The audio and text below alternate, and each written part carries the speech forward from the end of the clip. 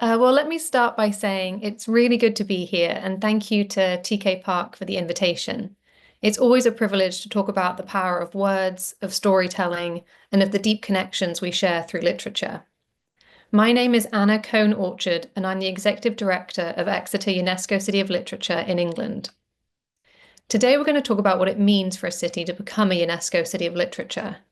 I'll talk about how Exeter, this remarkable city with a literary tradition stretching back over 1,000 years, earned that designation. We'll look at what happens when cities come together through the UNESCO Creative Cities Network, how Exeter has used this platform to amplify its impact, and what the real benefits of such a designation are. It's not just for writers, not just for book lovers, but for the city's economy, its culture, and its identity.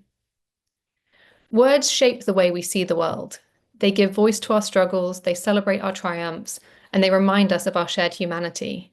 And that's why we're here today, because when a city embraces its literary heritage, when it fosters creativity, when it nurtures writers and readers alike, that city is not just investing in books, it's investing in its people. So let's dive in. Now, you might ask, why should a city seek this designation? What does it really mean to be a UNESCO City of Literature? Let's break it down. So first, it's about collaboration, because no city stands alone in the world. The UNESCO Creative Cities Network is not just a title, it's a community, and I'll share more about the network in a moment. Second, it's about access, bringing literature to more people across more communities in ways that inspire and engage.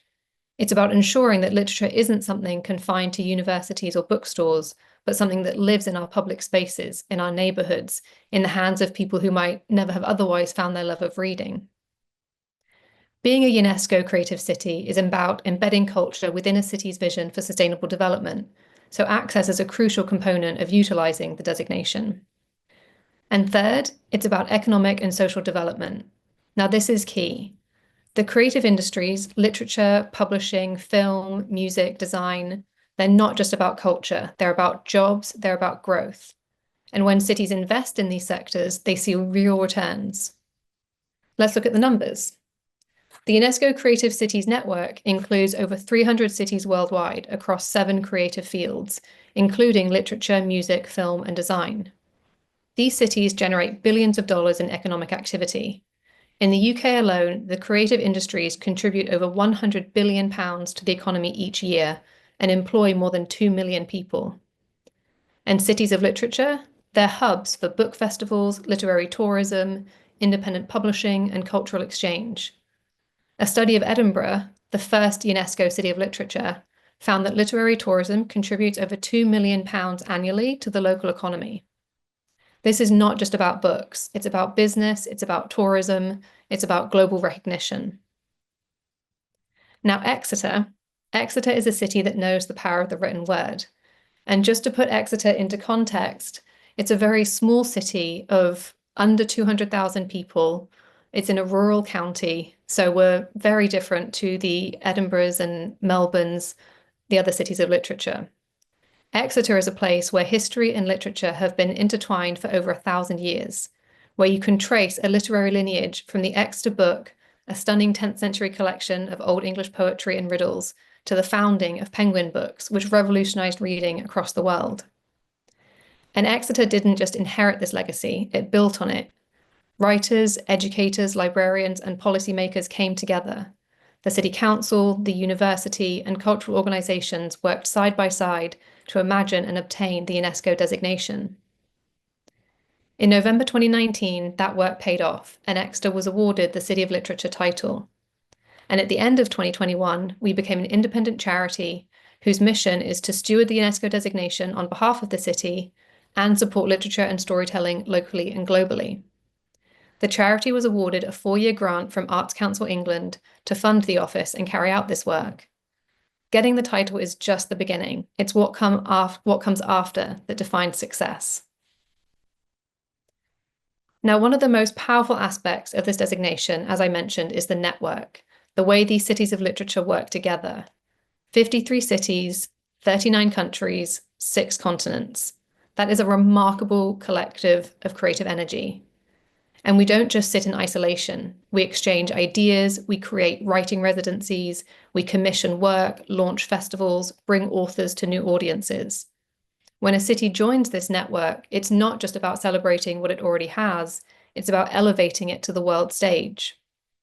Exeter now has access to cities, culture, and experts that we never had before. We have access to opportunities that allow our local writers, authors, and artists to platform their work on a global stage, to visit other countries, and to meet fellow storytellers from around the world. The network exists to make the world smaller, and stories make us feel more connected to one another across geographical boundaries. So, what has Exeter done with this opportunity, and what's the impact been? A lot. Since 2019, we've raised over £900,000 in funding to support literary projects. We've created jobs, hired over 90 local freelancers, and launched programs like Introduction to Bibliotherapy Skills and Bibliotherapy in the Community, which use literature as a tool for well-being. We installed a Penguin Books vending machine, an initiative that captured the imagination of commuters, residents, and book lovers from across the world. Over £13,000 of books have been sold since the unveiling, with national media attention and millions of social media views. A marketing initiative from Visit Exeter to promote Exeter as a literary destination reached nearly 1 million people across the UK. Permanent artwork that celebrates and highlights Devon's literary heritage was created by 2 young professionals and installed at Exeter St David's train station, the main entry point into the city. That's what we call placemaking. So what's the big picture? What does this designation really do? It shapes a city's identity, it builds pride, it brings investment, it strengthens connections within the city itself and across the world. For Exeter, this recognition has meant a global stage for its cultural heritage. It has meant new opportunities for writers, translators, and educators. It has allowed scholars to build research partnerships they never could have before. And most of all, it has reinforced the idea that literature matters. So let's step back for a moment, because Exeter's success and the success of the UNESCO Cities of Literature Network doesn't happen in a vacuum. There's a bigger movement at play, and it's called Mondico, which I may be pronouncing incorrectly. Mondico is UNESCO's global initiative that brings together cultural policymakers, creatives, and institutions to redefine how culture shapes sustainable development. It's about recognizing that culture is not a luxury, it's a necessity. Think about it. When we talk about economic growth, when we talk about education, when we talk about well-being, culture is at the heart of all of it. Mondico has been leading efforts to strengthen policies at the city and national levels, promote fair compensation for artists and writers, and ensure that creative industries are recognized as key drivers of development. Finally, a UNESCO City of Literature is more than just a title. It's a commitment to storytelling, to creativity, to the idea that words have the power to change lives. Because when we tell our stories, when we listen to each other's stories, that is when we truly understand one another. That is when we create something greater than ourselves.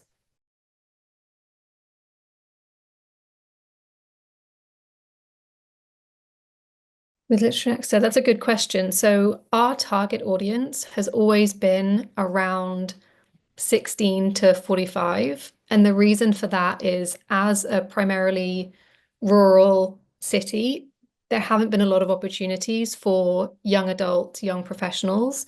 It's tended to be either for very young children and families or for much older people. And so we were always interested in creating opportunities for teenagers and young adults. I will say that bringing the literary network together in Exeter has meant more opportunities for other partners to work together on opportunities for families and children. So, for example, Literature Works has partnered with Theatre Alibi. So Literature Works is the writing development agency. Theatre Alibi is a very well-known theatre and producing company here, and they're currently working on initiatives for a young poet laureate, for family programs, things like that. And so bringing together this network makes that easier, more possible. On the Exeter City of Literature side, we have all of our events as either free or pay what you can afford. which has meant that a lot more young people are able to engage with our programming. We have regular programs, so we have the book market that happens every summer, and that attracts a lot of young people. Our young advisors, our youth advisors, host an activity at the book market. There's lots of other activity going on, and it does attract a fairly young crowd because it has over a dozen bookshops from around this very rural county that otherwise they wouldn't be able to get to, and they're all under one roof at the book market. We have an initiative called Silent Book Club, and that again has attracted mostly students and young people. And that's where you meet once a month, you read whatever book you're reading for an hour, and then you socialize for an hour.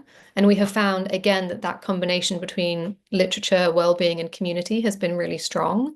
So there are a number of initiatives, and what was important for us was really focusing on a kind of target audience, knowing that our other partners have their own target audiences, so we're not kind of all going for the same one, and seeing the impact that has.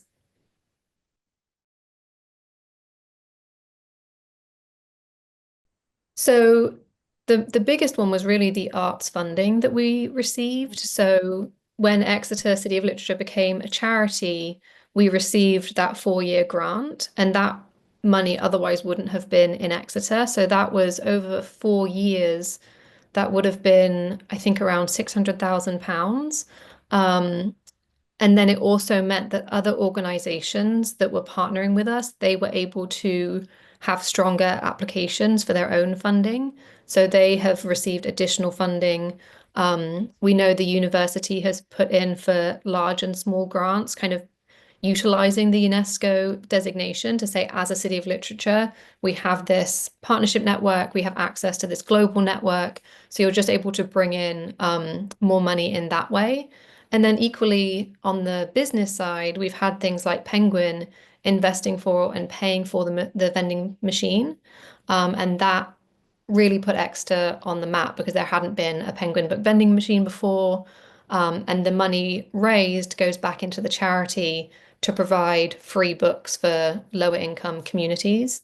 And so having that interest in Exeter, that investment in Exeter, has been really strong. And again, we're trying to build on that with the creative industries to create more jobs in Exeter. So there's an initiative called Screen Devon, which is looking at a film production studio in Devon, but they're also interested on the writer side of authors and writers who create stories in Devon to then turn those stories into film that is then filmed here.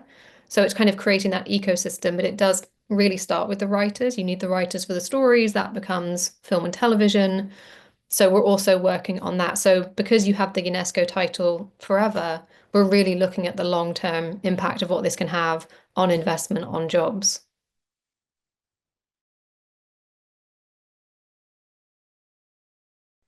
So how does Exeter work with authors from other cities of literature? Yeah. Well, there's a number of ways. So cities sometimes have their own author residencies, which is where they invite authors from other cities of literature to apply, and then they get to come to that city for 2 weeks, 3 weeks, a month, and meet other authors, put on public programs, spend time writing. So that's something that we actually participate in with Barcelona. So we have an annual author exchange. So we send an author to Barcelona, Barcelona sends one to Exeter, and that has led to just a number of collaborations amongst the writing community. So when we brought the author from Barcelona, he worked with academics at the university, he did public programs. We had another author who did programs at the library, working with the public. So we're able to kind of not just platform their authors, but bring new cultures, writers, ideas into Exeter. And then similarly, the authors that we've sent to Barcelona have been able to promote their own books in foreign countries. They've had time and space to write that really furthers their career. One of our authors that we sent last year to Barcelona, she ended up including both Barcelona and Exeter in her new book. So it kind of comes back to the writing. But there are lots of other ways. So because the cities obviously are all over the world, there's often digital opportunities as well. So New Zealand did an anthology for young writers around the climate, and all of these young writers from different cities of literature contributed. It was a beautiful final product, and it just gives them an opportunity to be a part of a global project. So yeah, there's a lot of ways, and it really, as a network, we're very much in communication with each other all the time. We share project ideas, program ideas. We find ways to collaborate. If we're looking for writers, we know we can ask another city to commission a writer that can contribute to the work that we're doing, and vice versa. So it's a very fluid and robust network for the writers.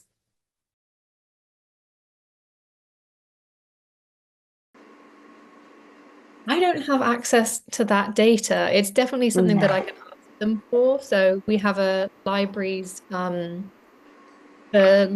network is a charity in Devon. And so they have access to all of their data for libraries. We know that Exeter Library is one of the busiest in the country. We know that they're continuing to offer more and more services, as many libraries are. I don't know exactly what that data is, but I could easily find out.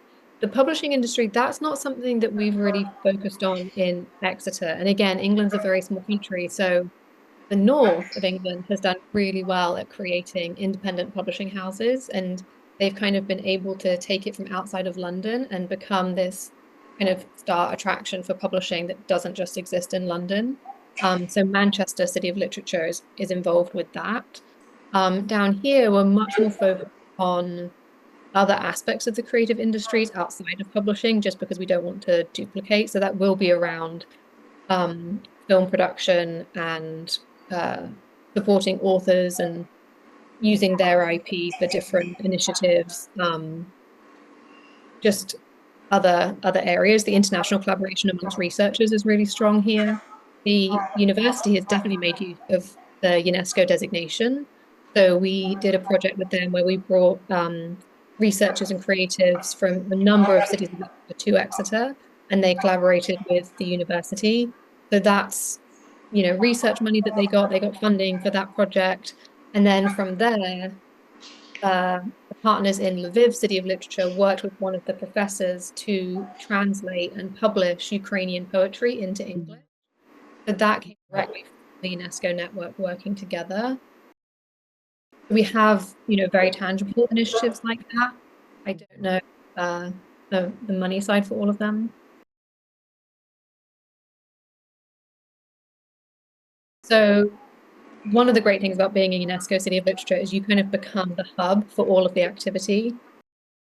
What was really crucial from the beginning was our communications. And so we have an amazing person who runs all of our communications. So we have a monthly newsletter that goes out. We have an events calendar on our website. We have really strong social media. We have a writer's mailing list. So if you're a writer, you can have quick access to the opportunities that go on across the cities of literature. And so we found that young people engage. We go to college fairs, university fairs. We have volunteering opportunities throughout the year. So there's lots of ways for them to get involved with the sector. In terms of the specific writing programs, let's say, again, you can come to our website and see all of the different organizations and writing opportunities that are there. We have a creative opportunities page. Literature Works has writing programs for young people. Raw Writing is a newer writing program that is doing phenomenal work. And then similarly with the readers, we have an initiative called Book Nooks in Warm Spaces. And so these are book nooks in lower income neighborhoods that wouldn't have libraries or bookshops nearby. And we furnish them with brand new books, with furniture. They become these book nooks so people can access books easily. The Penguin Book Vending Machine, all the students coming in and out of the station are able to access books easily. We partner with the local bookshops for the book market. We have our silent book club, the bibliotherapy program where we train people to deliver bibliotherapy. They can then encourage reading on that kind of one-to-one basis, depending on someone's well-being goals. So we kind of look at reading holistically, both kind of as talent development and job training, as well as easy access to books and then programming around books. So people are able to kind of slot in wherever they like.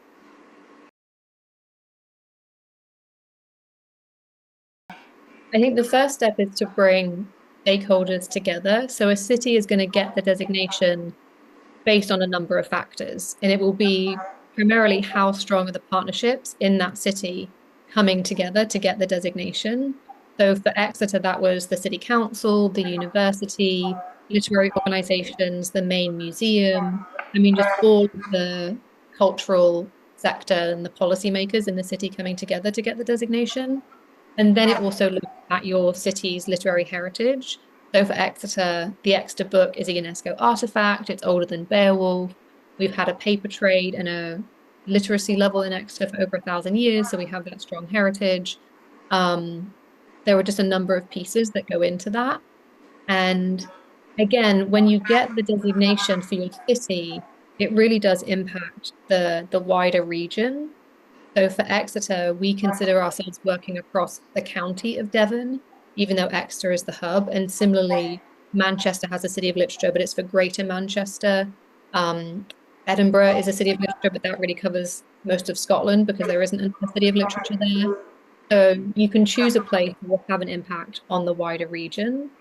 The second step, I would get in touch with the Cities of Literature Development and Integration Group. So we have a task force specifically for new cities, and they can really help you prepare the application, understand what's needed, speak to other cities that have been through the application process, and they're really there to help new cities become cities of literature.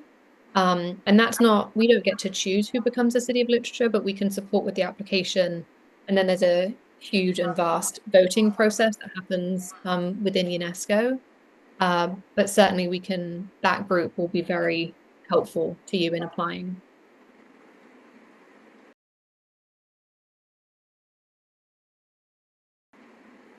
Ooh, that's a good question. I mean, all of our programs have been long term. So the book market is annual. Silent Book Club is now twice a month because it was so popular. The Penguin Book Vending Machine is here to stay. So everything has had a really long impact on the city. I think in terms of new initiatives, I really do want to create more opportunities for writers in Devon to interact with writers from around the world, again, to keep making our world smaller. And it's really about the funding and finding ways to make that happen. But that in general is a dream. We are starting a program this year that, again, I hope continues forever. And that is doing storytelling workshops with women who used to be in prison. And they're being facilitated by a couple of other women writers and authors who have similar experiences. And so that's a program where, if you've been to prison, you get to come to this weekly storytelling group, and it's really there to help facilitate skills, well-being, social integration, things like that. And it's not an area that we've really dived into, but we know how important storytelling is for people's, mental health, just for getting back on their feet, for figuring out their own story. And so doing a program like that, I think, can be scaled up nationally, internationally, if it goes well. So looking at these kind of smaller communities, but how we can scale up the programs in a bigger way. For example, I mean, the Silent Book Club is now happening all across Devon. It really sparked a lot of interest in that kind of bringing people together around books and community. So I think it's similarly our bibliotherapy work, so training people in bibliotherapy skills. That's something that we're now going to be selling to other cities of literature so they can train people in their cities to deliver bibliotherapy. And it has to be done by trained therapists. So it really does have a strong mental health impact. So that's what we're looking to expand. So yeah, just kind of broadening out that reach as much as possible. Really good. I'm happy to answer all of your questions. And it was really nice to be invited. And we would love to see somewhere in Thailand become a city of literature. I mean, I know that UNESCO doesn't want it to be so Western focused, and it really has been just by the nature of where UNESCO is based. But for us in the network, we're really keen to diversify the cities that are with us, because we know it just strengthens the level of storytelling that we have on offer, the level of writers we have, the opportunities. So anything that we can do to help Thailand become a city of literature somewhere in the country would be fantastic.